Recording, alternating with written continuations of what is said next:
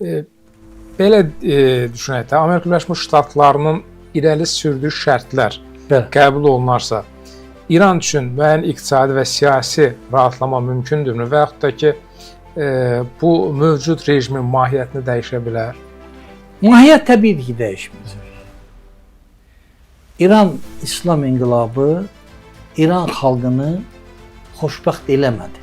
Onun vəziyyətini yaxşılaşdırmadı və tarix göstərir. İnqilab ərəfəsində müdaxili məhsul 70-80 milyard dollar idi, indi 356-dır. Cəmi bu qədər artdı.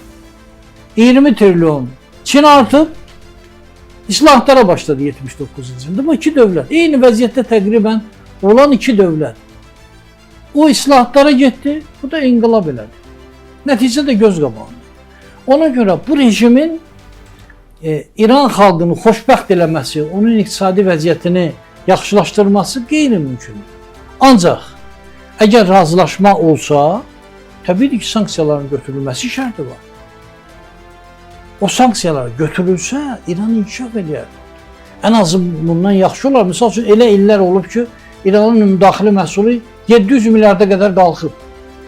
Sonradan yenə düşüb 300-ə, 250-yə. Yəni, indi sevinirlər ki, 356 oldu 2025-ci ildə. İran xalqı da bu barədə düşünməlidir. İran hakimiyyəti də düşünməlidir. İndi siz özünüz yaxşı yaşayırsınız. Ancaq baxın, görün, xalq necə yaşayır. Mən hesab edirəm ki, müəyyən razılaşmalara gedilsə, Amerika Birləşmiş Ştatlarının və İsrailin davranışına haqq qazandırmadan.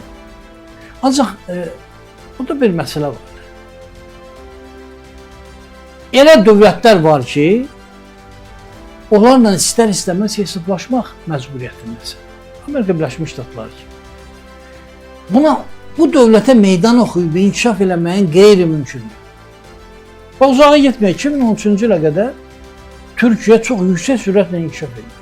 2013-cü ildə müəyyən qədər Amerika ilə problemlər yarandı və iqtisadi vəziyyət gördülər hansı duruma gəldi. Amerika ilə ziddiyyətə gedib inkişaf eləmək çox çətindir. Çox çətindir. Reallıq budur. Və burada meydan oxumaq, hərbə zorba gəlməklə nəyisə düzəltmək qeyri-mümkündür. Xalqını düşünürsənsə, bu reallıqları nəzərə al. Mən qürurluyam, mən heç kimin qabağında əyilmirəm. Nə cür əyilmirsən? Baxın, iqtisadi vəziyyətdən narazı olan xalq etiraz edir. 3000-dən 3100 nəfərdən artıq adam öldü. Etiraza görə. İndi müharibədə 3000 adam öldü. Hətta Trump elan elədi ki, güya 32 min ölür. Təbii ki, şişirtmədir. Ancaq 3100 də yaqin yazdı. Niyə ölməlidir insanlar? Nəyə görə? Nə deyir ki, deyir, mənim iqtisadi vəziyyətim məni qane eləmirdi.